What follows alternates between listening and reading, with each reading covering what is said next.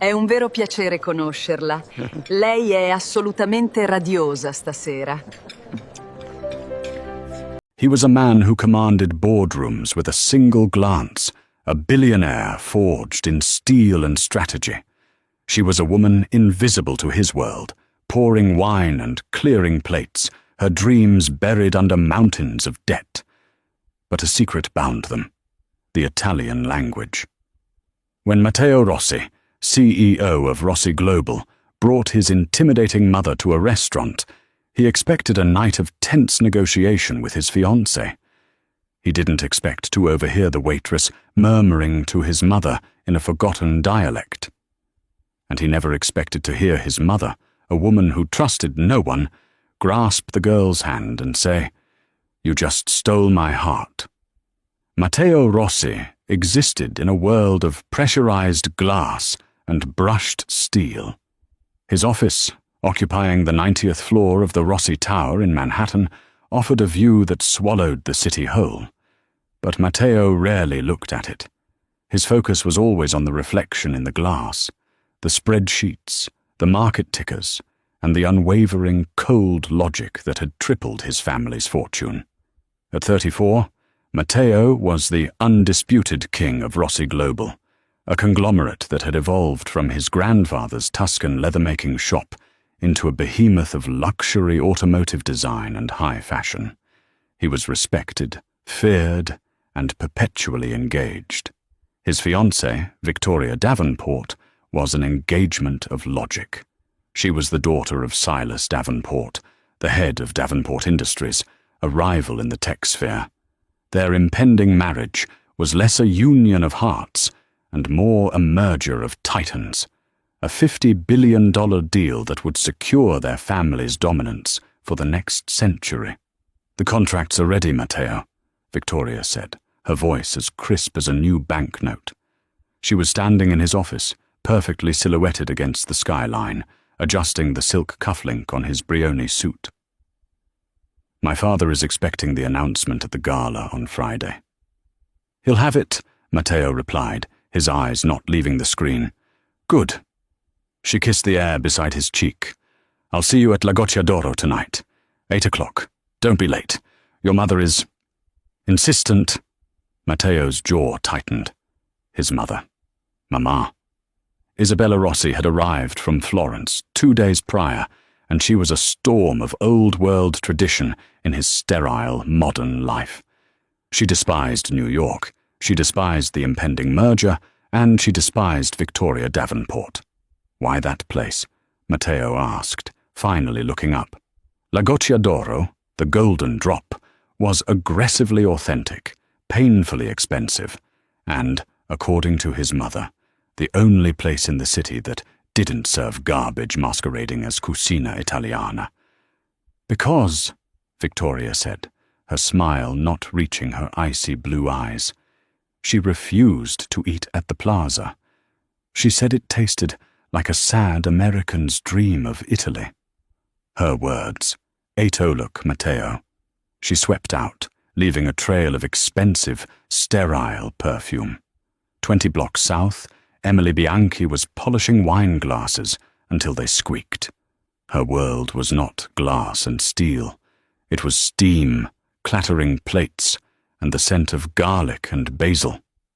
At 26, Emily was a veteran of the service industry, but she had never been just a waitress. She was a ghost from another life. Emily had arrived in New York 6 years ago, a prodigy from Siena, clutching a rare 18th-century violin and a full scholarship to Juilliard. She was going to be the next great soloist.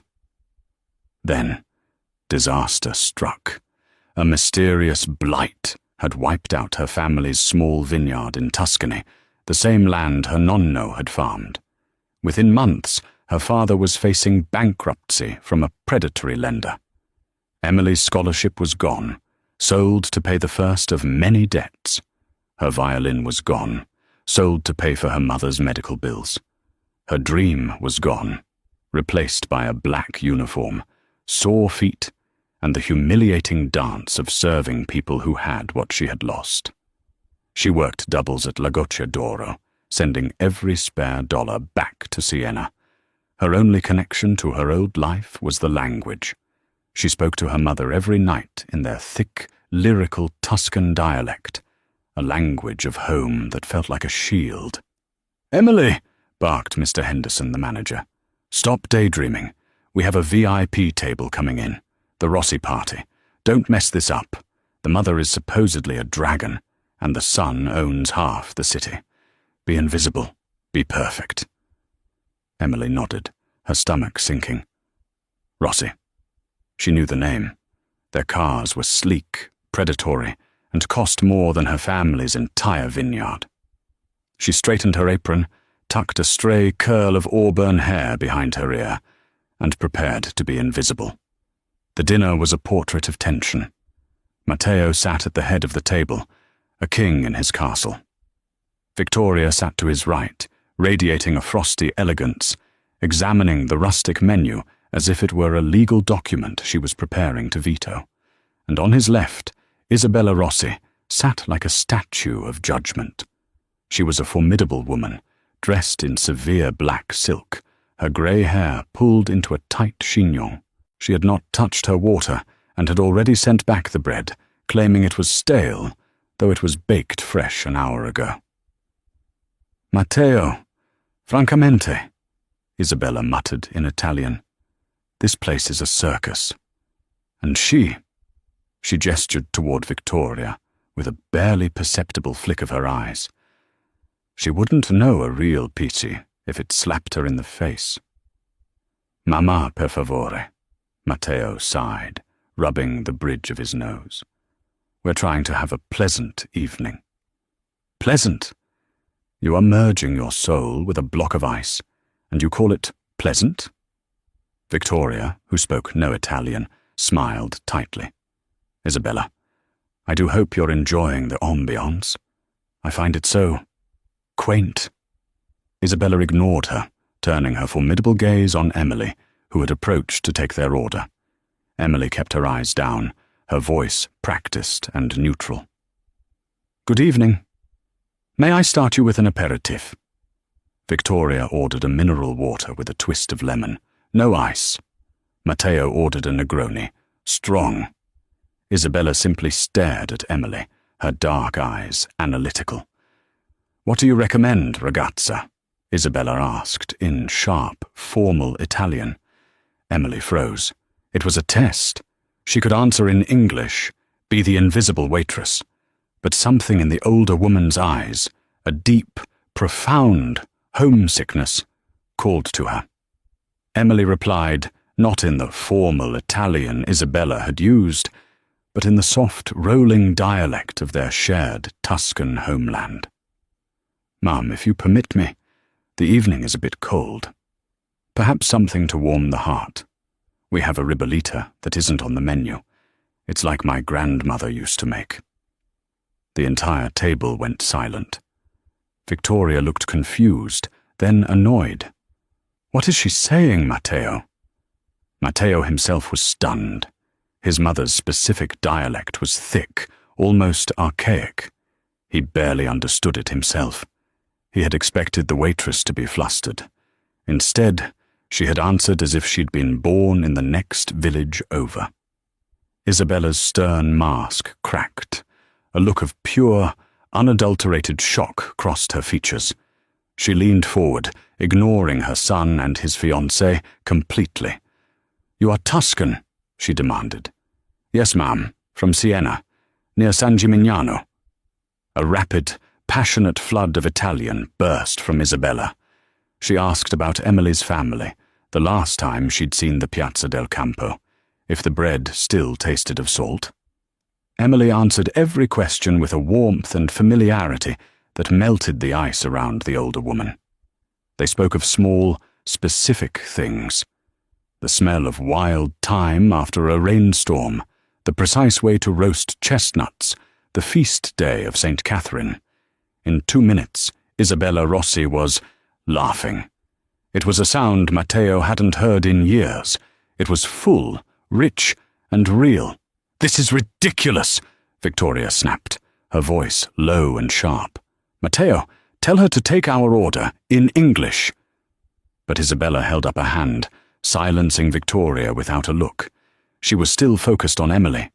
She reached across the table and grasped Emily's hand, the hand of a waitress, chapped and hard-working. "My dear," Isabella said, her voice thick with sudden emotion, "you are not a waitress. You are a piece of home. You just stole my heart." Matteo heard every word. He looked at Emily, really looked at her for the first time. She wasn't invisible. She was poised, dignified, and had just disarmed the most heavily fortified woman he had ever known. A strange, unfamiliar feeling pricked at his conscience. Emily blushed, gently retrieving her hand. "I will bring the ribollita for you, signora. And for the rest of the table." The spell was broken. Victoria, seething with a humiliation she couldn't voice, ordered a simple grilled fish. Matteo, his mind reeling, just nodded. "The same for me." As Emily walked away, Matteo watched her go, the implications of what just happened settling over him like a shroud. His mother had just declared war. Matteo couldn't focus on the merger. For the next 2 days, the scene at the restaurant played on a loop in his mind. It wasn't just the Italian. It was the way Emily had held herself, the quiet dignity that had refused to be cowed by Victoria's disdain or his mother's intensity. He did something he never did. He acted on impulse. He returned to La Goccia d'Oro on a Tuesday afternoon, a time he knew would be slow. He found Emily polishing silverware in the back. "Miss Bianchi," he said. She jumped, her eyes wide with alarm. "Mr. Rossi, is everything all right? Did your mother—" "My mother is fine. She hasn't stopped talking about you, or your grandmother's soup." Emily offered a small, polite smile. "I'm glad she enjoyed it." "I didn't come here for soup," Matteo said, feeling uncharacteristically clumsy. "I came to apologize." Emily blinked. "Apologize? For what?" "For my fiancé, for the tension at the table. You were put in an uncomfortable position." Emily paused her polishing. "I'm a waitress, Mr. Rossi. Uncomfortable positions are part of the job description. But, thank you. That's kind." "You're from Siena," he stated, not asked. "Yes." "What are you doing here?" The question was blunt, but he couldn't help it. She didn't belong here, polishing spoons. Emily's guard went up. The warmth from the other night vanished, replaced by a professional chill. "I'm working, Mr. Rossi, just like you." "That's not what I meant. I know what you meant." Her voice was quiet, but it had an edge of steel. "You mean, what is someone who can speak proper Italian doing with a tray and an apron? I'm here to pay my bills. Is there anything else I can help you with?" Matteo was taken aback. He was used to people fawning, agreeing, scrambling. He was not used to being dismissed. It was fascinating. No, that's all." He placed $100 bill on the bar. "For your time." He turned to leave, but her voice stopped him. "Mr. Rossi?" He turned back. She was holding the bill out to him. "I'm not for sale," she said softly. "And my time isn't either. But thank you for the apology." It was accepted. Matteo stared at the money, then at her. He nodded curtly, took the bill, and left the restaurant feeling as if he'd just lost a negotiation he didn't even know he was in. Meanwhile, Isabella Rossi was conducting her own mission. Without telling Matteo, she had her driver take her to La Goccia d'Oro the same afternoon. She didn't go inside. She waited. She waited until Emily's shift ended at 5 p.m. Emily emerged, rubbing her shoulder, and Isabella had the driver pull the Rolls-Royce alongside her. "Emily Bianchi." Emily spun around, her jaw dropping, as Isabella Rossi emerged from the car like an empress. "Signora Rossi, is something wrong?" "Yes," Isabella said gruffly. I am dying of thirst, and this city only sells flavored sugar water. You will join me for a proper coffee. Now, get in." It wasn't a request. 20 minutes later, they were in a small, quiet cafe, a real espresso in front of Isabella and a cappuccino in front of a bewildered Emily. "So," Isabella began, "all business? You are from Siena. My family is from Florence. We are old enemies." Emily smiled. "Only during the Palio, signora." "Humph. True." Isabella took a sip. "My son is a fool. He is marrying a woman made of plastic, a doll, una bambola." Emily's eyes widened. "Signora, I can't." "You will listen," Isabella commanded. "I didn't build an empire with my late husband by being polite. I did it by reading people. And I read you, Emily Bianchi. You are hiding." Emily's posture stiffened. "I don't know what you mean." "You speak with the education of a professore, but you work for tips, your hands. They are strong, but the calluses are wrong, not from plates. They are old." Isabella reached out and brushed her thumb over the hardened skin on Emily's left fingertips. "These are from cord, strings, a violin." Emily snatched her hand back, her heart hammering. "Please, signora." "My nonna played the violin," Isabella said, her voice suddenly soft. "She played when the bombs fell in 43. She said it was the only voice God had left." She looked Emily in the eye. "Who destroyed your voice, Cara?"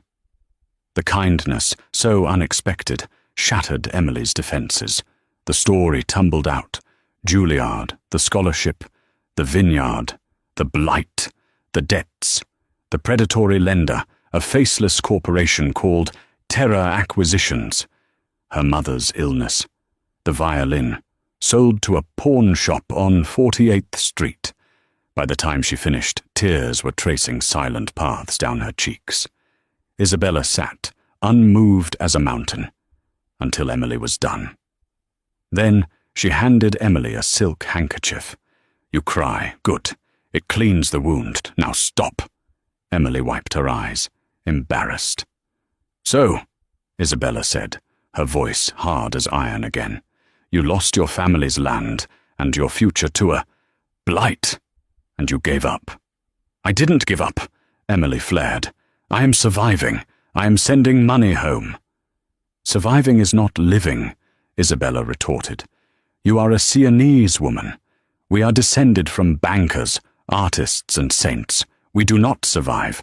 We conquer. You let them take your music. This is the real crime." Isabella stood up, placing a few bills on the table. "My son, Matteo. He is a good man, but he is lost. He is surrounded by sharks, and he is trying to become one. That Victoria, she is the worst of them." She turned to Emily. "I am glad I met you, Emily Bianchi. You remind me that real things still exist." She started to walk away. "Signora," Emily called out, "why are you telling me this?" Isabella looked back, a dangerous glint in her eye. "Because, cara mia, I never go into a fight without allies. And you have the heart of a contrada. You just forgot how to fight." Isabel's left. Emily sat, her coffee cold, her mind reeling. "We do not survive. We conquer." That night, Matteo found his mother in his penthouse library, a violin concerto playing softly on the stereo. It was Mendelssohn. "Mama, where were you today?" Isabella looked up from her book. "I was getting an education. What does that mean?" "It means I met the girl from the restaurant, Emily. She is not a waitress. She is a violinist, a Juilliard scholar." Matteo froze. A violinist, the calluses on her fingers. "Her family," Isabella continued, her voice cold, "was ruined. Their land was stolen by an American corporation. She sold her instrument to pay for her mother's medicine. And you offered her $100 tip for her time." Shame, hot and sharp, flooded Matteo. He had seen her as a curiosity, a puzzle not a person. And your Principessa, Isabella spat, your Victoria. She treated this girl like she was dirt on her shoe. You tell me, Matteo, which of these two women has more honor? The one who sold her soul for $1 billion merger? Or the one who sold her music to save her family? Matteo had no answer. The music, that beautiful, soaring Mendelssohn concerto, filled the silence, sounding less like a song and more like an accusation. The conversation with his mother lit a fire under Matteo. He wasn't just intrigued anymore, he was ashamed. He had built an empire on logic, but he had completely failed to see the truth of a person standing right in front of him. He made a call. One call.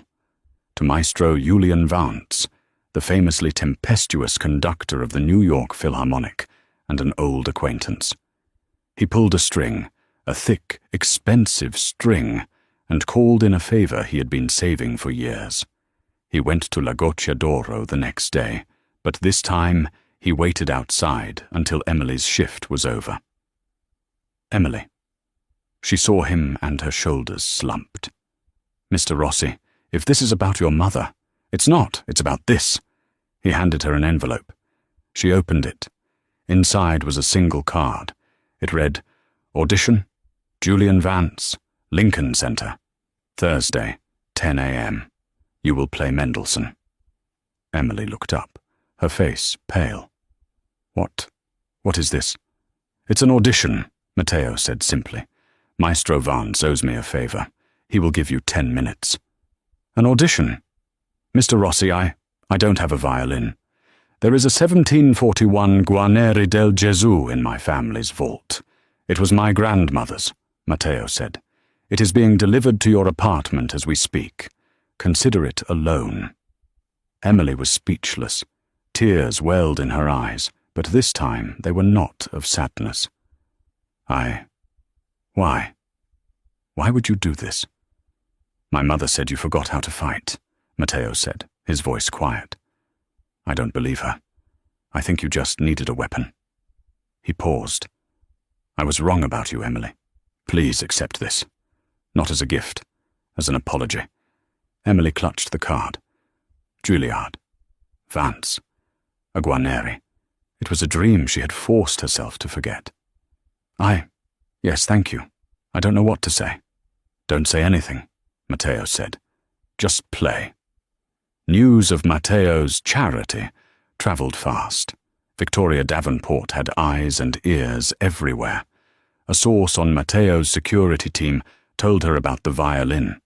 A society contact at the Philharmonic told her about the last-minute addition to Vance's schedule. Victoria was not just angry. She was terrified. Her relationship with Matteo was a fortress built on mutual benefit and icy control.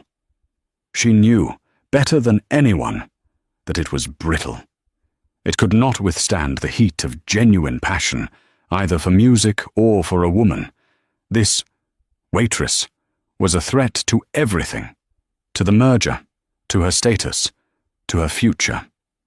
Victoria was a woman who didn't get mad. She got even, and she was far more ruthless than Matteo had ever imagined. Wednesday night. The night before the audition, Emily was exhausted but electric. She had practiced for 24 hours straight, her fingers raw, her soul soaring. The Guarneri felt like a living thing in her hands. She was ready. She worked her shift at the restaurant on pure adrenaline. Mr. Henderson, the manager, was already annoyed with her, sensing she was distracted. At 9 p.m., Victoria Davenport walked into the restaurant. Alone. She requested Emily's section. Emily, her stomach tightening, approached the table. "Good evening, Miss Davenport."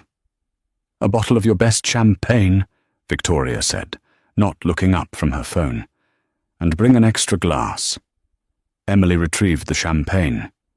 As she was pouring, Victoria said, "So, you're the little musician, Matteo's charity case." Emily stopped pouring. "I'm your waitress, Miss Davenport."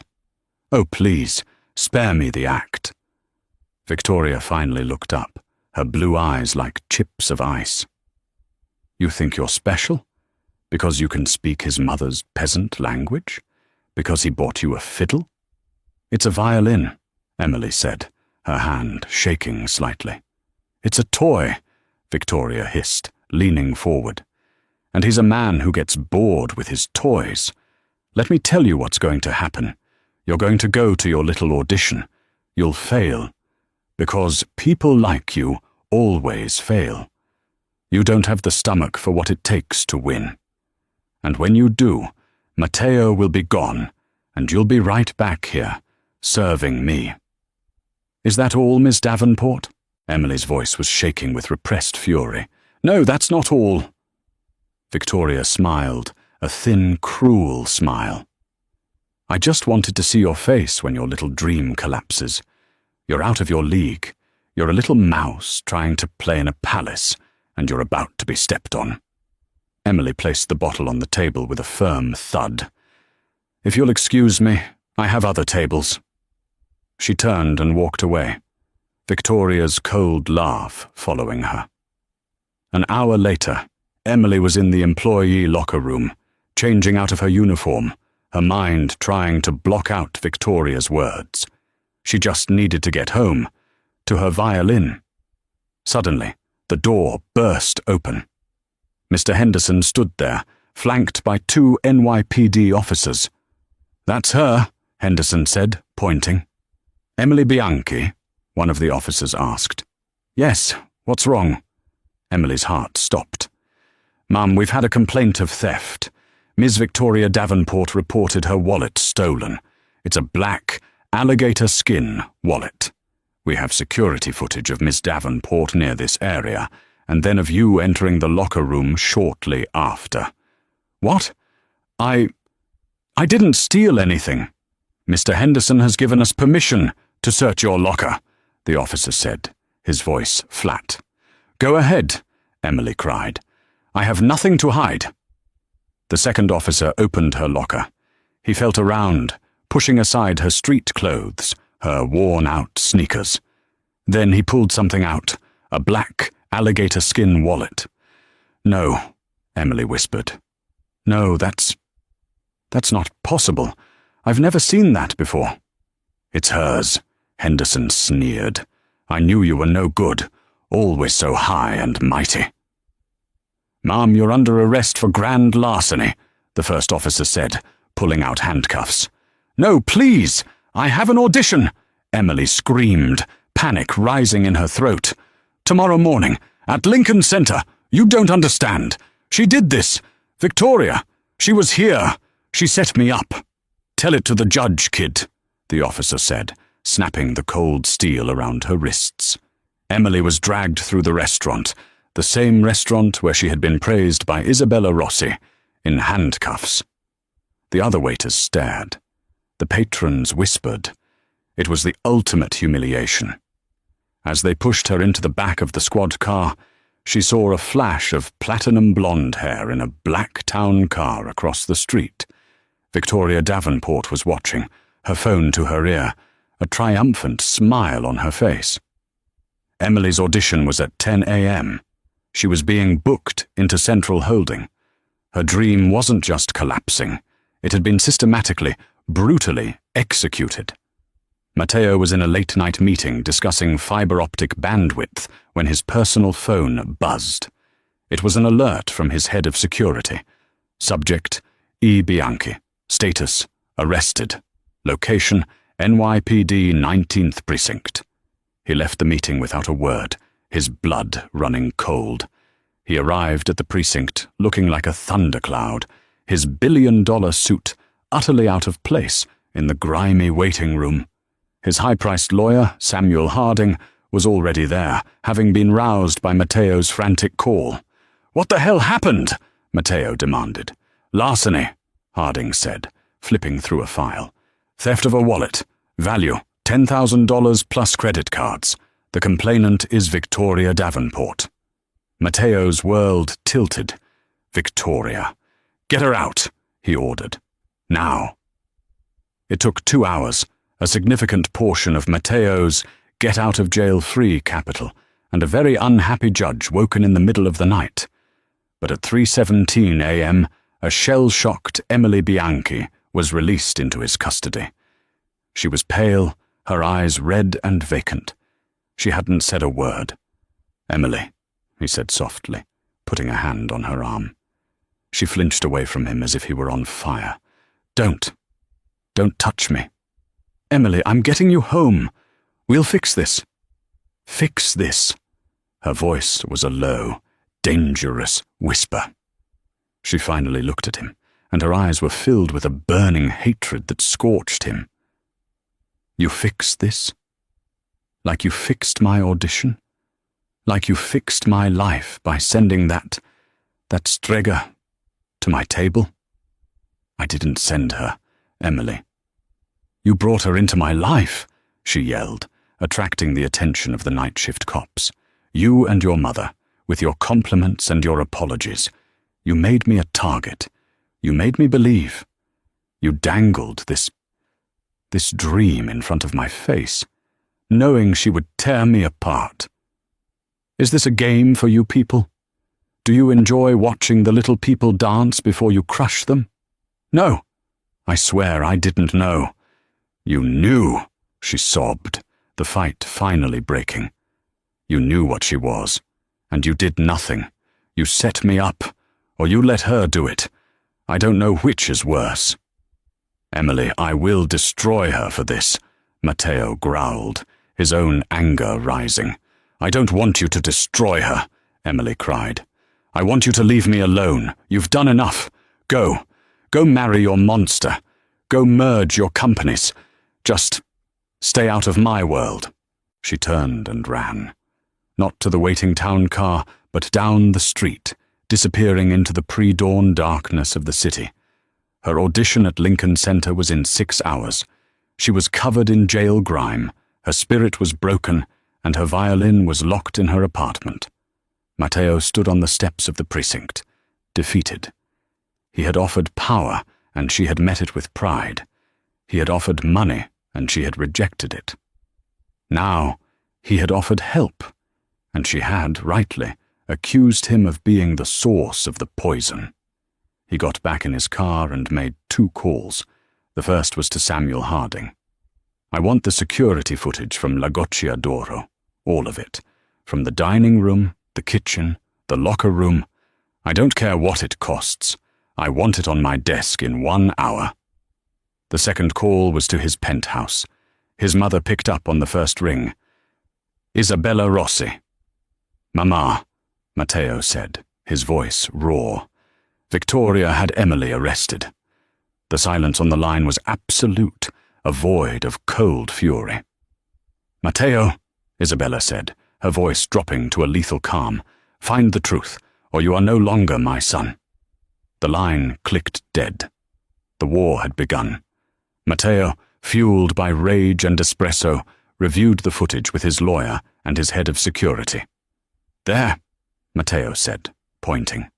7:43 p.m. Victoria, on her way to the restroom, passed the employee locker area. The door was propped open for cleaning. She paused, looked both ways and slipped inside.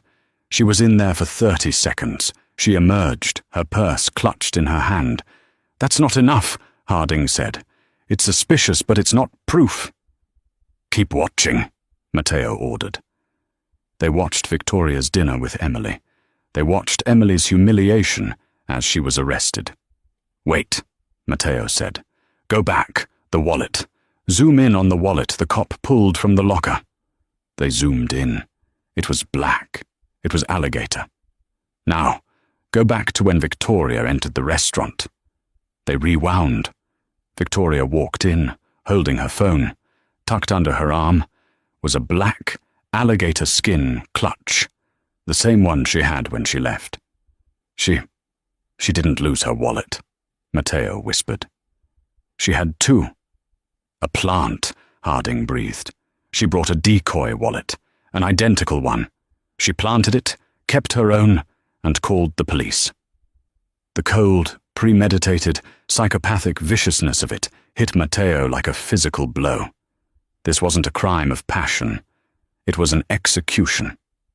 He stormed into his library, where Victoria was sipping a morning smoothie, preparing for a day of wedding-related press. "You," he said, his voice shaking. Victoria looked up, annoyed. "Matteo, darling, you look dreadful. What is it?" "How was dinner last night?" Her eyes flashed, just for a second. "Fine, a bit dramatic. The staff arrested one of the waitresses. Stole my wallet, can you believe it? The riffraff, they hire these." Matteo slammed a tablet down on the antique desk, the video file open. 7:43 p.m. Victoria entering the locker room. "You planted it." Victoria's smile didn't waver, but her eyes went dead. "I don't know what you're talking about." "You planted the wallet, Victoria. You framed her.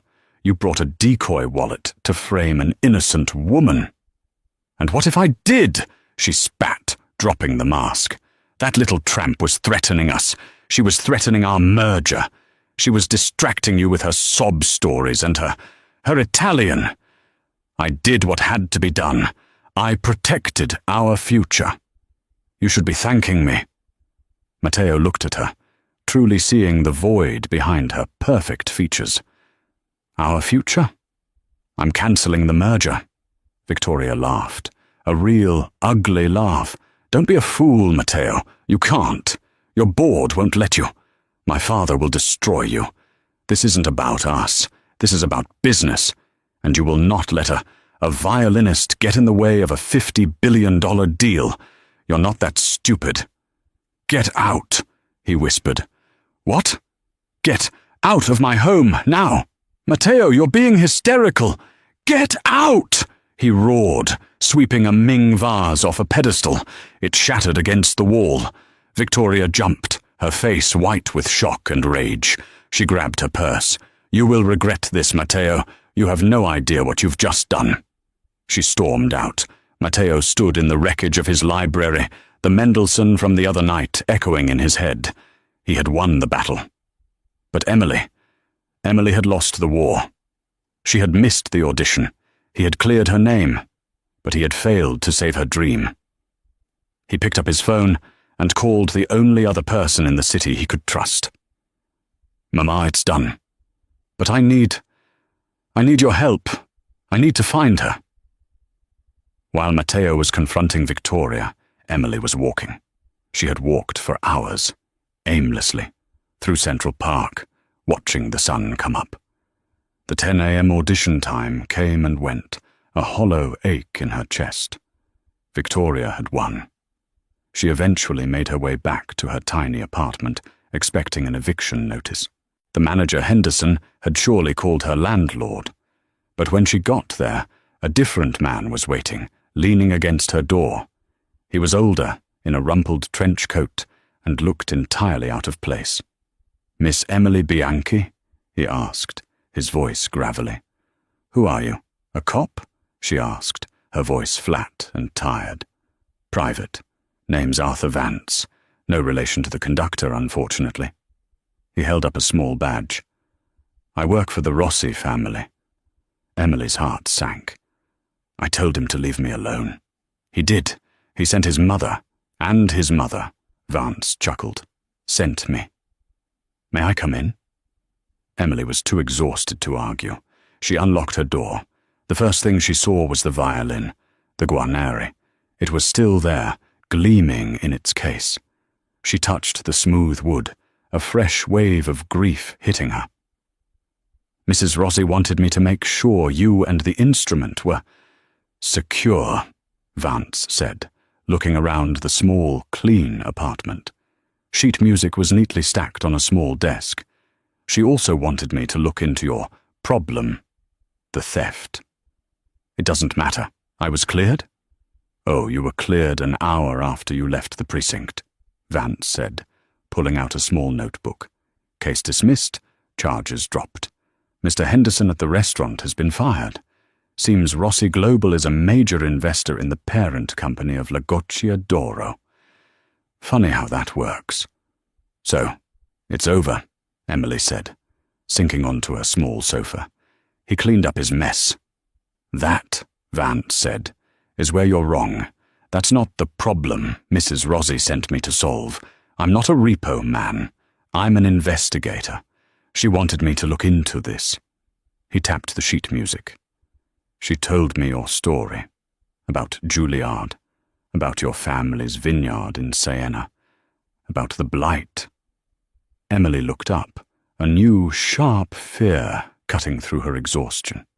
What about it? I've been on the phone all night with my contacts in Italy, Vance said. I'm very good at what I do, Miss Bianchi. I looked into the company that bought your family's debt. Terra Acquisitions. They were a lender. We couldn't pay. Terra Acquisitions isn't a lender, Miss Bianchi. It's a shell corporation, a ghost. It exists only to buy land. Specifically, land that is problematic to acquire through normal channels. I don't understand. Vance leaned forward, his eyes sharp. The blight that ruined your family's crops. It wasn't natural. My contacts found traces of a highly advanced, experimental herbicide in the soil samples from the Agricultural Ministry, an herbicide that is not approved for use in the EU. It was targeted. It was sabotage. Emily stopped breathing. Sabotage? Who? Why? We had nothing. You had land, Vance said. And that land, it seems, is uniquely rich in a specific mineral. Coltan. It's not common in Tuscany. In fact, it's almost unheard of. But it's essential for high-end microprocessors and electric vehicle batteries. The words hung in the air. Electric vehicle batteries. I did some digging on Terra Acquisitions, Vance continued, his voice grim. It took some work, but I finally peeled back the layers. It's owned by another holding company, which is owned by another. Owned by who? Emily whispered, though she suddenly, sickeningly, knew the answer. A parent company you might recognize, Vance said, flipping a page in his notebook. Davenport Industries. Emily felt the blood drain from her face. It wasn't just jealousy. It wasn't just Matteo. Victoria Davenport, Vance confirmed. Or more likely, her father, Silas. They've been trying to corner the EV battery market. They found the mineral deposit on your land. They knew your family would never sell. So they ruined you. They manufactured a blight, bankrupted your family with a ghost lender, and snatched your home, your future, for pennies on the dollar. Emily stood up, her legs shaking. This was a monster beyond her comprehension. Victoria hadn't just tried to get her fired. She hadn't just tried to get her arrested. Victoria Davenport had systematically, and with cold-blooded precision, destroyed her entire life long before she ever set foot in that restaurant. The gala, Emily said, the words tasting like ash. The merger gala. It's Friday. Vance nodded. That's right. The grand celebration of the Rossi-Davenport Union. Emily looked at the rumpled investigator, and the exhaustion was gone. The grief was gone. In their place was a cold, pure, Sienese fury. Mr. Vance, she said, her voice clear and hard as diamond. Isabella Rossi told me I forgot how to fight. She was wrong. She walked over to the violin case and opened it. She didn't forget, Vance said, a slow smile spreading across his face. She just needed a reason. What are you going to do? Emily picked up the magnificent violin, its strings humming with potential. I'm going to crash a party, she said.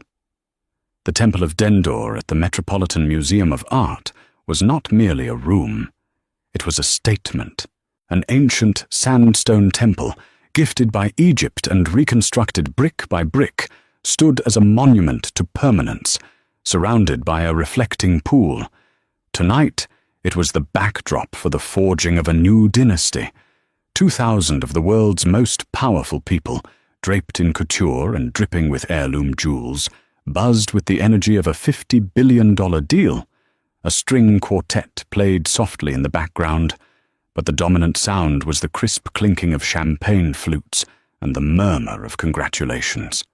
At the center of it all, on a slightly raised dais, stood the architects of the future. Silas Davenport, his face ruddy with triumph, clapped Matteo on the back. "A great night, son. A great night for the future." Victoria, beside him, was a vision in sculptural, liquid silver. She was radiant, her smile as bright and hard as the diamonds at her throat. She had won. Matteo's episode, 2 days ago, had clearly been just that, a momentary fit of conscience, quickly subdued by the tidal wave of capital. He was back by her side, his face a mask of cold politeness. The merger was on, and the little waitress was a forgotten footnote.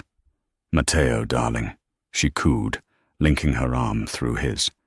"You came to your senses. I knew you would. You just needed a moment to see the bigger picture."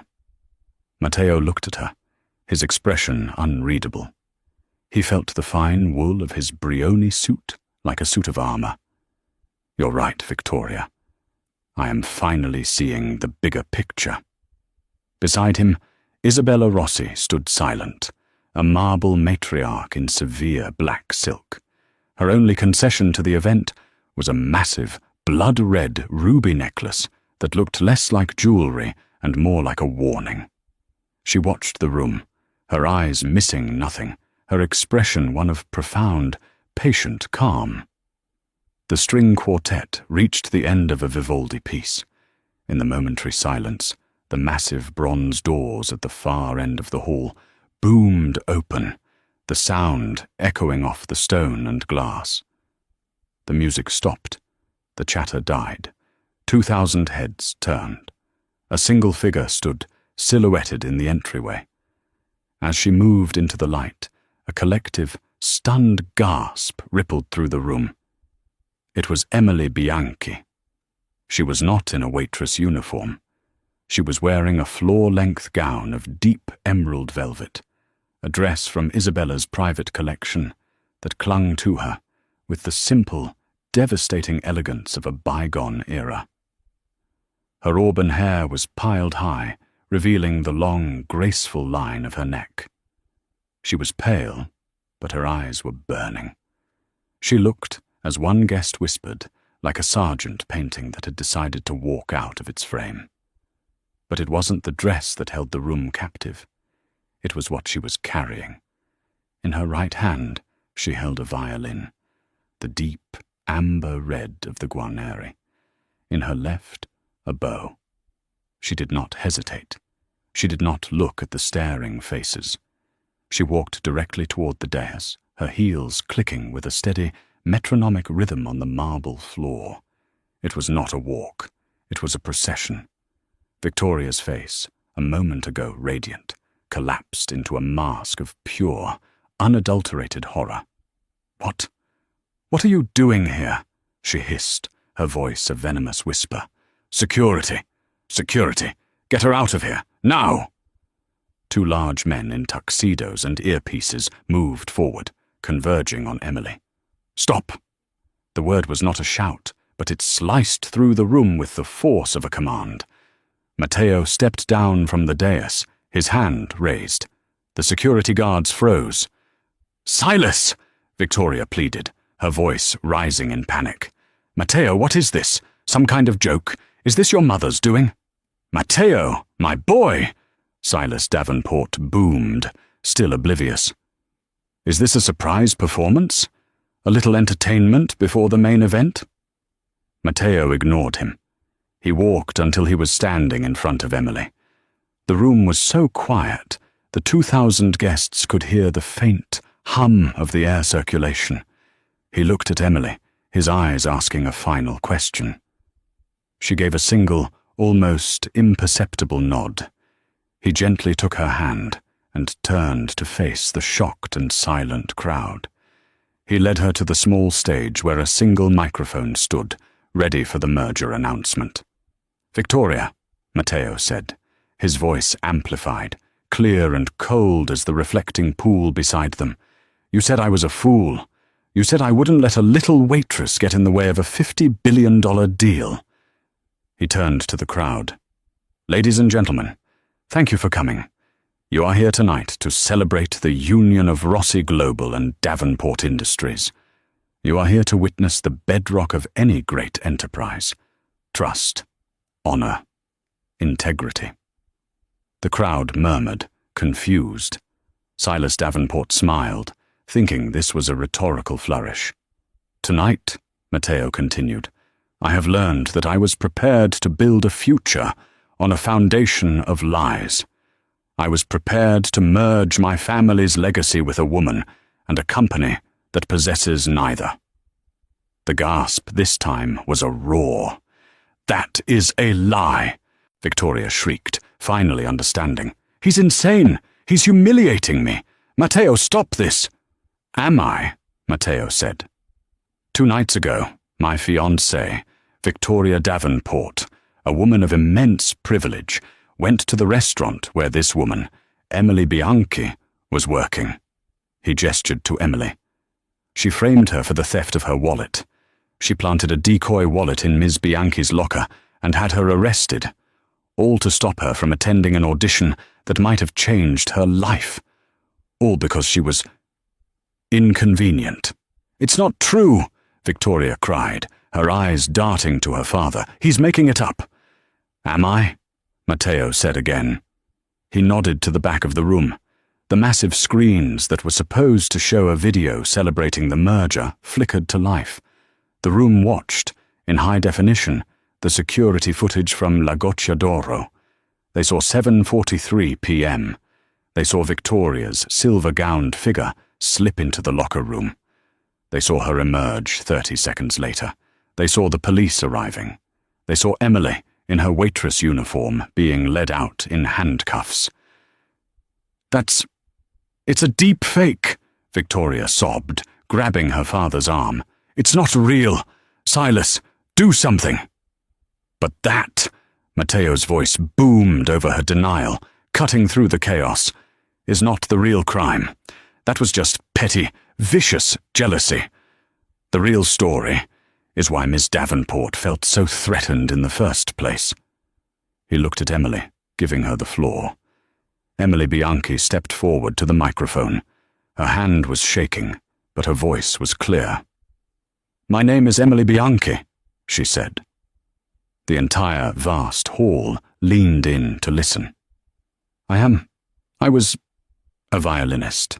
I was offered a full scholarship to Juilliard, but I never went. She paused, taking a breath. My family has owned a small vineyard in Siena for 200 years. It was my nonno's, my grandfather's, life. 6 years ago, a mysterious blight wiped out our entire crop. All of it. We lost everything. She looked, not at Matteo, but directly at Silas Davenport, who was watching her with a new, dawning horror.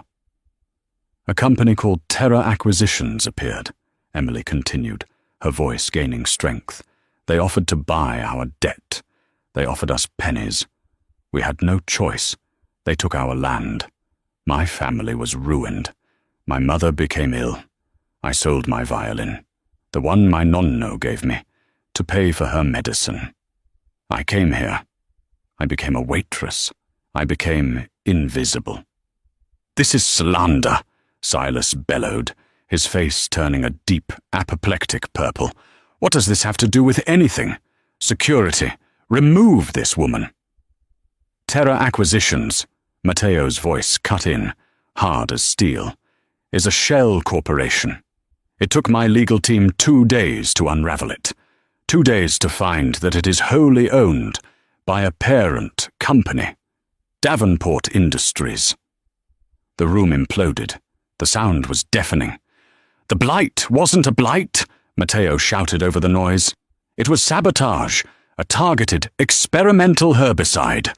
I have the soil analysis, I have the bank transfers, and I have the motive. Your land, Ms. Bianchi's land, is one of the only places in Tuscany with a massive, unmined deposit of coltan, essential for EV batteries, for a future you wanted to own. Lies, all of it, Silas roared, lunging toward the stage. Is it? Matteo called out. Arthur! A man in a rumpled trench coat, looking utterly out of place, emerged from the crowd. Arthur Vance, Isabella's investigator, walked calmly past the shocked guests. He wasn't holding a drink. He was holding a thick folio. He walked straight to a woman in the front row, the bureau chief for the Wall Street Journal, and handed it to her. The full report, ma'am, Vance said, loud enough for those nearby to hear. Soil samples, Swiss bank records, chemical patents, it's all in there. The reporter grabbed the folio. Flashbulbs, which had been sporadic, now erupted like automatic weapon fire, a blinding, non-stop strobe. Silas Davenport stopped, frozen, as he realized it was over. He looked at his daughter, his face a mask of pure, murderous rage. Victoria wasn't sobbing. She was a statue of shattered glass, her mouth open, a silent scream frozen on her lips. She had been exposed, not just as a cruel rival, but as the co-architect of a life-destroying, international crime. The room was in total chaos. Reporters were shouting. Guests were scrambling, moving away from the Davenports as if they were contagious. And in the center of the storm, Emily Bianchi lifted the Guarneri to her chin.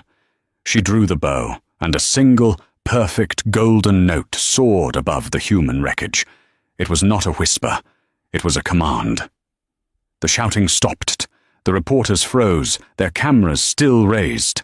The 2,000 guests turned, stunned into absolute silence. Emily closed her eyes and played. She played the second movement of the Mendelssohn Concerto. It was the sound of everything she had lost. The music spoke of her nonno's hands, of the smell of time after a rain, of her mother's illness, of 6 years of exhaustion and humiliation. The notes poured from the violin, a river of heartbreaking sorrow that filled the ancient temple. But then, the music shifted. The sadness deepened, but beneath it, a current of profound strength emerged. It was no longer a lament. It was a reckoning. It was the sound of a soul reforged in fire, a sound of truth that was beautiful and terrible all at once. She played for her family, she played for her lost years, and she played for herself. When the final, soaring note hung in the air, the silence that followed was more profound than the music itself. Emily Bianchi lowered the violin, her chest heaving. She opened her eyes. The chaos of the room, the flashes of the cameras, the ruin of the Davenports. It all seemed a mile away. The only thing she saw was Matteo, standing next to her. He had tears streaming unashed down his face. "My mother," he whispered, his voice thick for her ears only. "She said you stole her heart." He reached out, his hand shaking, and brushed a stray tear from Emily's cheek with his thumb. "But I think," he said, his voice breaking, "you have stolen mine." Emily finally smiled, a real, brilliant smile that outshone every diamond in the room. Across the hall, near the entrance, Isabella Rossi watched her son and the violinist, their own small island in a sea of scandal. She looked at the wreckage of the Davenport family, who were now being swarmed by security and lawyers. She raised her glass of champagne, not to the crowd, but to Emily. "Salute," she whispered, and took a long, satisfied drink. In the end, it wasn't the billionaire's money that saved the day. It was the truth. Emily Bianchi, who had been silenced for so long, finally had her voice returned, not just by Matteo's power, but by her own courage. The Davenport empire crumbled, facing international lawsuits and a scandal they could never recover from. And Emily? She didn't just get her family's land back. She got her life back. She never went back to Juilliard. Instead, 6 months later, She made her debut at Carnegie Hall with the Guarneri violin, a gift from Isabella Rossi. Matteo was in the front row, not as a billionaire, but as the man who had learned that the greatest acquisitions aren't on a balance sheet. They're in the heart. What did you think of Emily's incredible journey? Do you believe that truth will always find a way out? This story shows that sometimes the person who seems the most invisible has the most powerful story to tell. If you were moved by Emily and Matteo's story, please smash that like button. It really helps our channel grow. And don't forget to share this video with someone who needs a reminder that justice can and will be served. Most importantly, if you want more stories of karma, hidden truths, and dramatic twists, subscribe to our channel and ring that notification bell. We have so many more stories to share with you. Thank you for listening.